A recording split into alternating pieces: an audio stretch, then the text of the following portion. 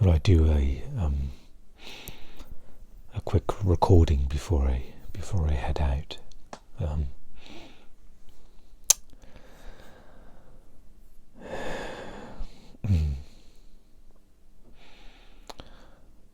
wanted to initially touch upon something I've been aware of for a little while in regards to autism, which is autism masking.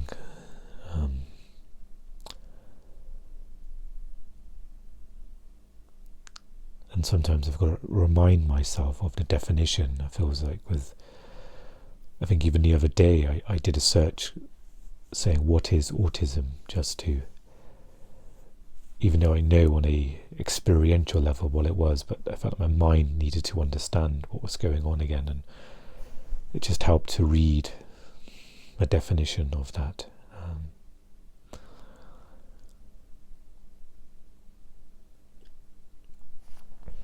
And then sort of processing and understanding ways I've been masking for so long.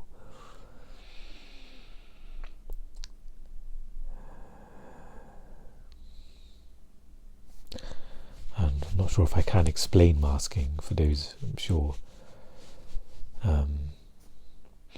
Perhaps it's easier to look it up if it's something that is new to you.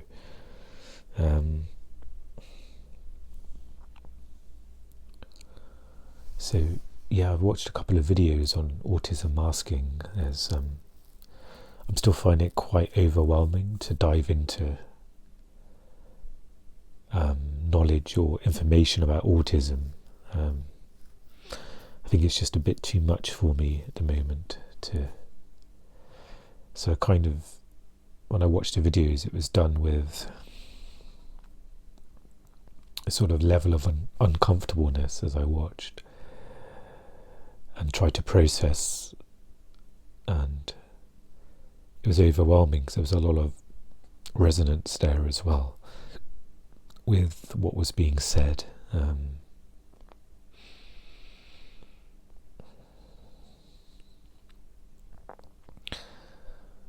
I think I watched one video where a couple were talking about just their intimate relationship and how she couldn't unmask in front of him, that she still, with other people in her life, she could drop that mask and be more herself, and but with her partner that she still felt like she couldn't. And I can definitely relate to that. So, people in my life where I am unable to now gradually unmask a bit more. So for me that means just letting my face look how it wants to look, where I'm not sort of pulling on a fixed expression of,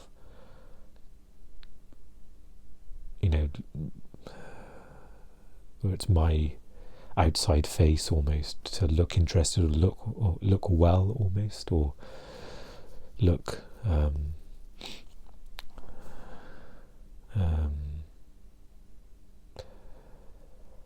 look not autistic, I guess. And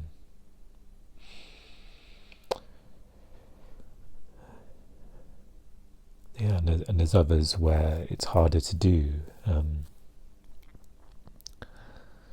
It means that I would stim differently with certain people, and then most other times, if I needed to, even to say the word stim feels strange, like, because I was doing it without realising what I was doing. Like, I'd often sort of squeeze my fingers or hands together, and my hands would kind of be in a bit of a awkward position, especially when I'm very dysregulated or very I don't know really the adjectives to use, overstimulated, but my hands kind of be a bit further up my side, and it'll be like this. I'm kind of sort of and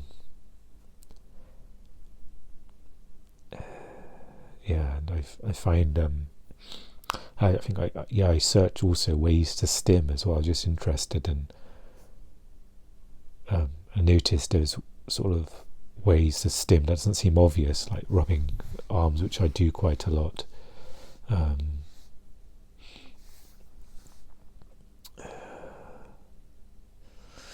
there's something about sort of harmful ways of stimming, where people sort of hit their head or with their hand or against a surface, and that really struck me then, because in really difficult times, I've had that notion to want to do that, and this is before my diagnosis, and I immediately knew that I needed to do that to soothe myself, in obviously the most harmful way. But at the time, I thought about sort of videos I've seen of people, like, who are extremely distressed, and maybe they're in hospital, and you'll see, they may have a meltdown and like bang their head or hit their head,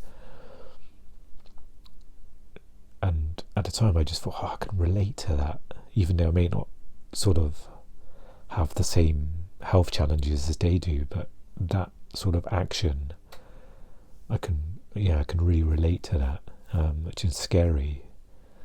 And when I went on antidepressants for a short period of time, there was a huge, I think I woke up, or I couldn't sleep, and I was in the middle of the night, and I had this huge, desire is the wrong word, but compulsion maybe, to hit my head against the wall to soothe the effects of the medication. And maybe that explains the sensitivity to that type of medication for me, where I've often described it to like counsellors over the years, where it feels like my mind's been put into like a vice, like carpentry, where you put like a block of wood in the vice and you tighten up the vice to hold it in place. It feels like that's what the medicine was doing to my mind. And so when I gave it a go again, and I felt those initial effects, I knew I just wouldn't be able to withstand it. I just couldn't sort of go through that again. And I ended up calling 111 in the middle of the night, and then having to speak to like maybe it was some sort of, maybe a mental health nurse or something, and then they kind of advised me, okay, don't take any more medication. This is how long it will take to get out of your system, and I think maybe I had to see the doctor the next day as well. But yeah, just certain pieces and things of like, of things sort of clicking into place now with a better understanding. I also want to talk about this jumper as well. Again, I did this, I still do, but without knowing why. I used to wear the same clothes. I think this was like about maybe, we're 2025 now, so maybe 6 or 7 years ago, where it got more intense. So when I'd buy like some clothes, I wanted to buy something really comfortable and something I could wear every day. There was just this knowing that that's what I needed, and so I bought 2 pairs of these sort of black shell suit bottoms, or maybe 3 pairs, and then I bought 2 of the same fleeces as well. Like in my mind it made perfect sense. Like, I don't have to think about what I need to wear. This feels comfortable. I can just wear this every day. And then and that's been happening for a long time. And it's only, I go through, I have moments where I think, perhaps I can try wearing different clothes. And in the last couple of years, I've sort of tried to buy other types of clothes, not just having a fleece. And I kind of transitioned to jeans from the shell suit bottoms. It's gone to jeans, and then so I used to always wear this fleece and the jeans. That used to be every day, and now I've kind of been trying to wear something different, but it's been really difficult to do. Even like wearing this now, when I put this on this morning, I was like, oh no, I can't, it's too much. It's whether it's something just the newness of it. It's not new, but the new experience of wearing it. The colour as well, it feels like it's super bright, and it makes me feel quite uncomfortable, like I'll be noticed more. And so I said to myself this morning, okay, just try it, just keep wearing it as up until when you go out, and if you need to change, then you can change, and maybe wear it when doing a recording, see how it feels. And I can sense it's taking a level of energy to wear this, like it's draining. And I'm not sure if it's an experiment, but maybe to see if I get used to this, almost like build a relationship up with this jumper where it doesn't feel as bright, maybe. But I do have the sense maybe to buy a couple of like thicker fleeces I can wear. So on days that, like today, if I had sort of, I think maybe fleeces tend to be, I guess, a thing that I'm used to or comfortable wearing, and they seem quite casual as well, where this seems like smart, or it seems like, that also, to look nice, that's a bit of a trigger for me as well. I want something where I can sort of be invisible or blend in, and the fleeces I do have are just way too thin for this weather. So I feel like that will be useful to have. When I mentioned this to my counsellor a while back when we first started, it was really refreshing when she said to me, I can't remember exactly what she said, but it was so liberating. She was going, oh, that seems to make perfect sense. There's nothing wrong with that. Like having sort of wearing the same types of clothes each day. And that was like, in a weird way, it's overwhelming to hear, but not necessarily in a bad way. It's just the acknowledgement that there's nothing wrong with that. That sounds perfectly reasonable, and that took me by surprise.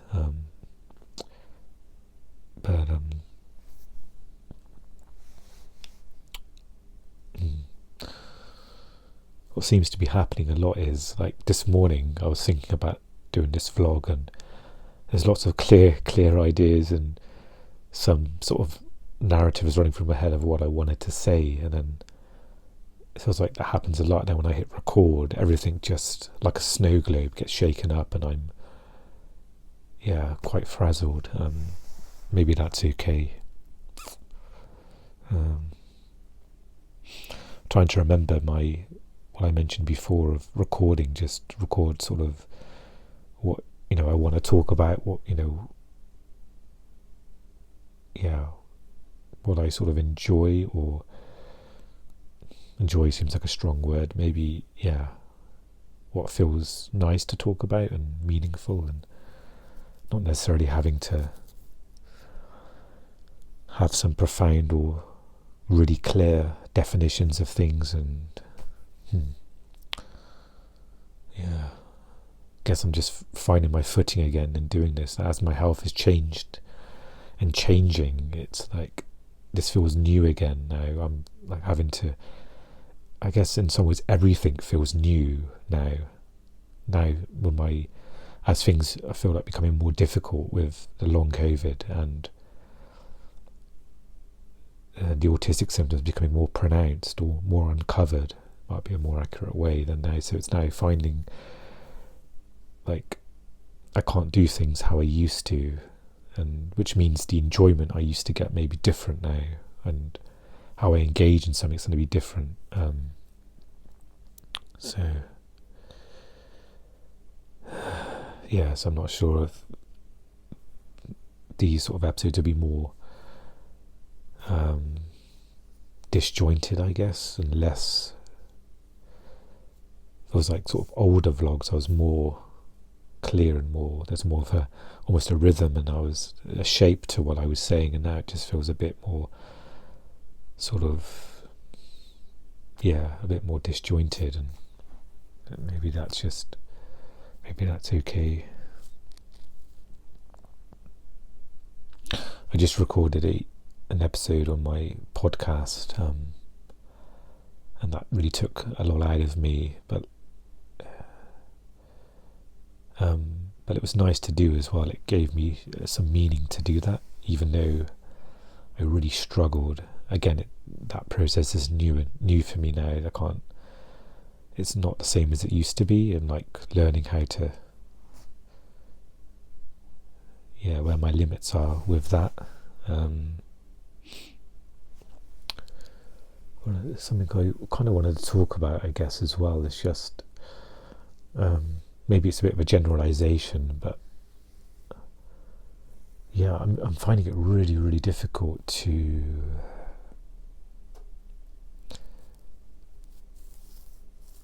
just to manage the space I'm in, like with cleaning.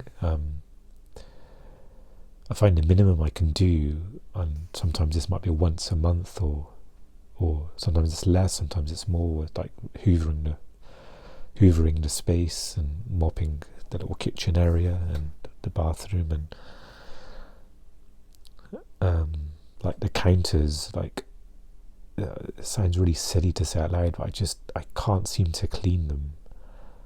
Like, I'm not going to pan the camera around because I've got it on a tripod, but probably is not nice anyway. But yeah, the counter's just super cluttered, and sometimes things are left there for months. Not necessarily dirty dishes, but like Tupperware. It's really hard to explain. I can only try and like explain the facts almost. It's really hard to explain why, but like I've got a cafetiere there that's not been washed in maybe a couple of weeks. It's like there's coffee grounds in there, and there's some sort of block, and I'm not sure if this is autistic burnout or just my general current level right now of what I can cope with or not cope with. I know in the autistic burnout definition, when I read that on the National Autism website, that it mentioned about just unable to do tasks or something like that, and that really clicked. I was like, oh, okay, that makes. As I read that, I was like, okay, that's exactly what's happening to me right now. Sometimes I find definitions difficult. Like I don't know right now, am I in autistic burnout, or I probably am, because when I read the definition maybe a month ago, it felt like that's exactly what was happening to me as I was withdrawing. And I think I mentioned in the last episode, it felt like I was trying to engage more with life, and now it feels like I'm maybe withdrawing a bit more again. Like I'm recovering from that effort to engage, and now it's just really hard to strike a balance. Something I want to say, I'm trying to find the words to express it. And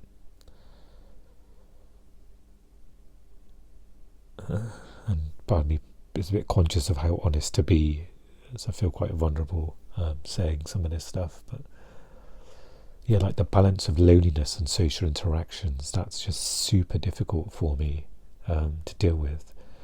And there was again some clarity on earlier parts of my life, like in my 20s.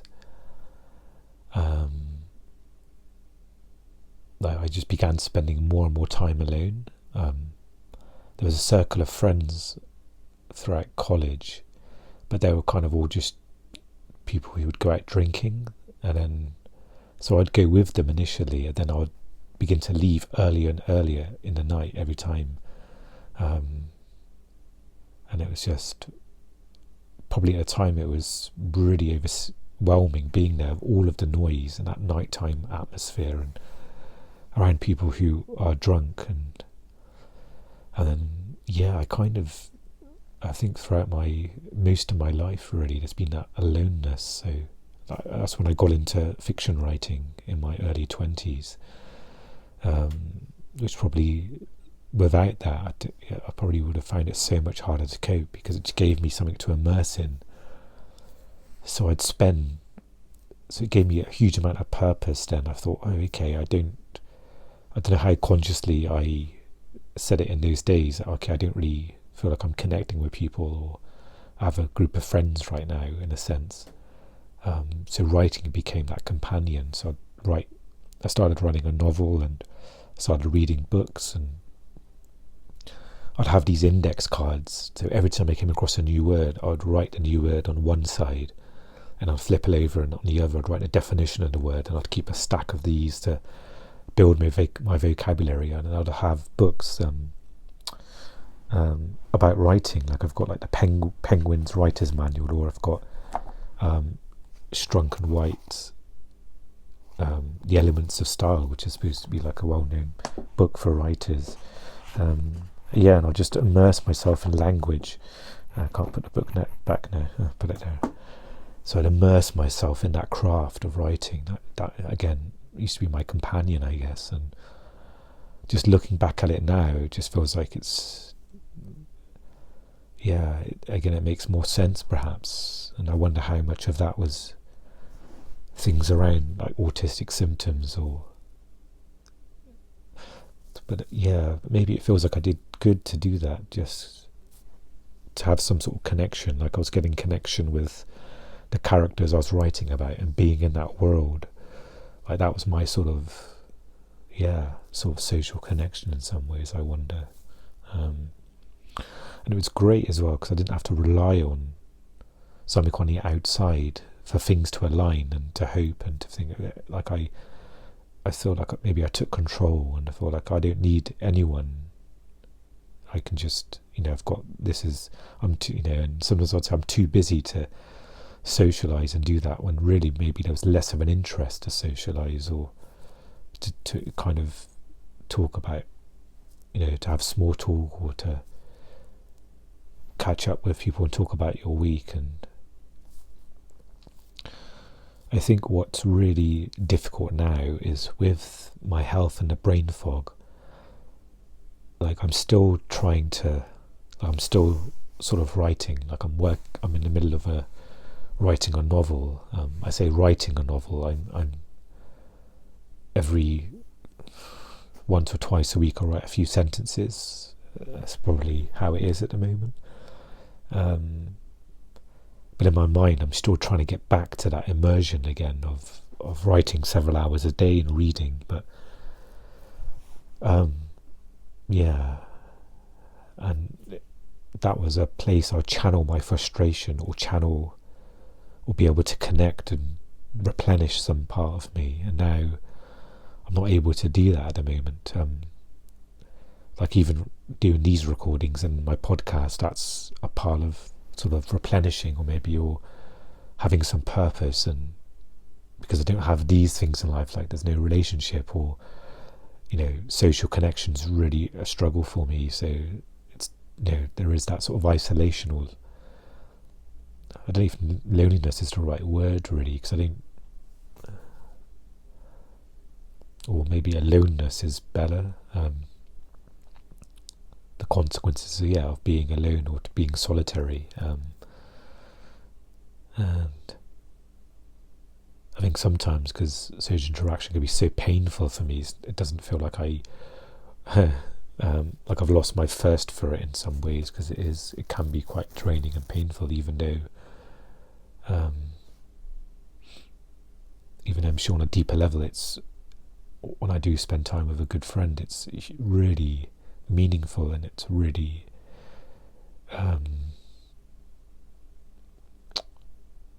nourishing as well to the mind, I'm sure, and to the body, just to feel these emotions, connect with somebody. But so there's that balance of, and I think before getting into this a bit more, I was talking about just struggling to cope with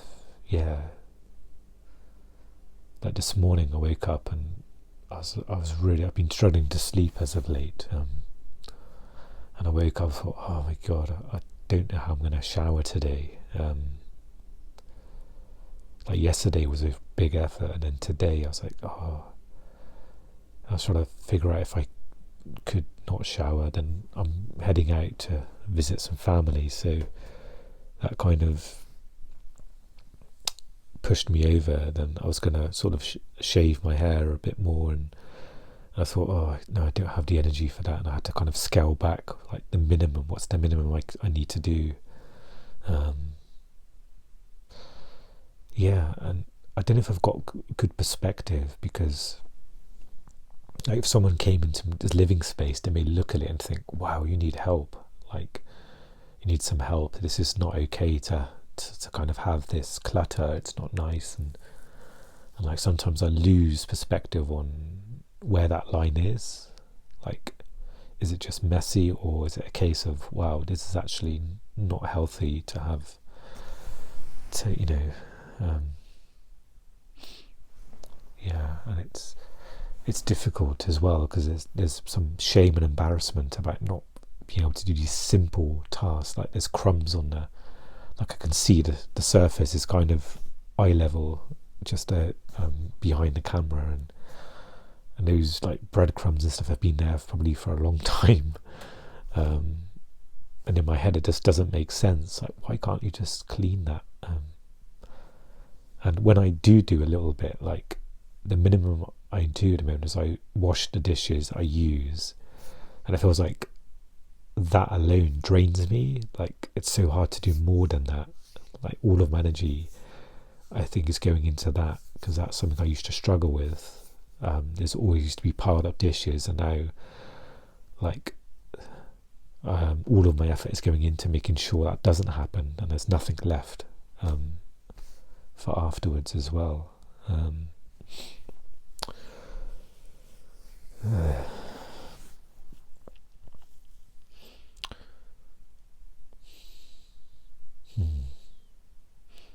I feel like there's a thought that's always in my mind that, okay, just wait for a window of energy and clarity where you can really give things a good clean, and it doesn't seem like it's coming. And maybe earlier, months or years ago, those windows would be more common, and there'll be sort of a shorter time of complete sort of dysregulation or being disabled, in the sense that I just couldn't do simple tasks. But now it feels like that's lengthening, and whatever windows are coming up are becoming more spread apart and in shorter spans as well. Maybe that's the best way I can describe it, of what's going on.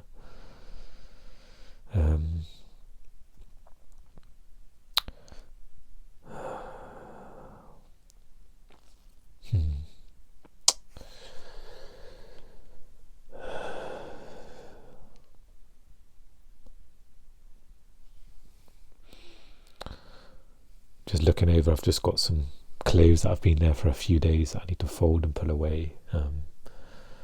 And yeah, I need to get my stuff ready. So staying with some family for a short time, and then I'm not sure how my schedule's going to be, going back and forth a little bit, but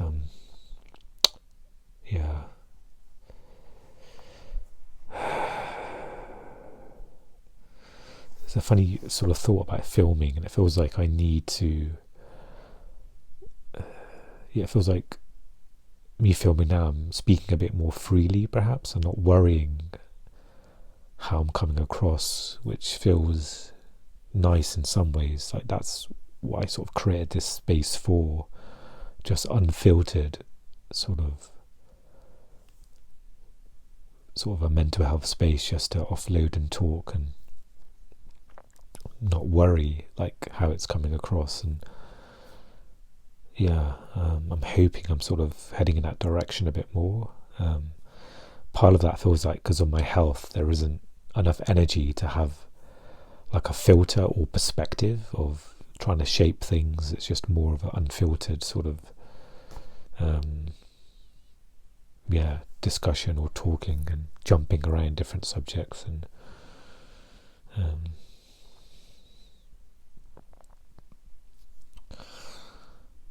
so maybe just going back to sort of creative outlets, and also lifestyle stuff like managing the space here, and there's still those sort of intentions I'm having of just trying to read more, trying to write more, and I'm trying to accept when I can't. Like in the old days, that intention would come and immediately I'd think, okay, great, later on this morning let's do 2 hours of writing, and I'll do that. And then, but now things are so unpredictable, and so I kind of have to just accept, even though those intentions are there, just to accept that, okay, maybe a lot of the time it's going to be not happen at all, or it's going to happen at a very minimal level, so then for what you want. So yeah, I'm just going to try my best just to work with that, not fight against it, especially with past expectations, or what I was able to achieve more.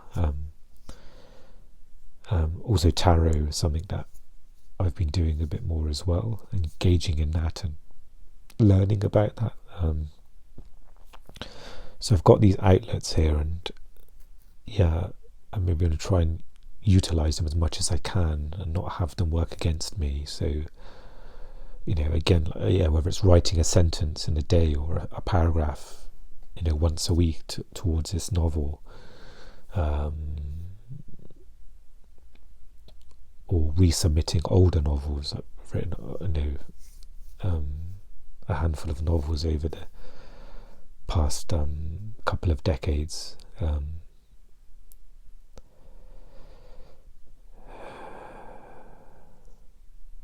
And trying to maintain a balance, because there's a part of me that still has, like, wants to achieve, and like even maybe with these vlogs, to not achieve in that sense, achieve in the sense of continuity, to maybe that's to do with change that I struggle with, where I want things in black and white, like I'm doing things in a specific way, like doing these weekly or every few days, or having some continuity. And same with the podcast and writing, it's really difficult when things are not in a predictable structure and routine. Maybe that's something I've overlooked a bit, that one of those kind of autistic symptoms of change. So it feels like if I perhaps didn't have the brain fog or physical fatigue, and I wonder if that would, how much that would really help being able to immerse in something in a more consistent level, like do 2 hours of this every day, or do an hour of this every day, or maybe I I'm not sure, maybe that wouldn't be possible anyway, even if I didn't have the brain fog. And it's so hard to separate the two, to know, if I didn't have this, how much more could I do, then, and how much is this autistic stuff, how much is this long COVID stuff. I think maybe I should end this recording now, and I'll see if I'll record from my family's place where I'm heading to. Feels like it was really important I was able to share some of the random things I'm struggling with, like my clothes or cleaning, or other things I've mentioned as well.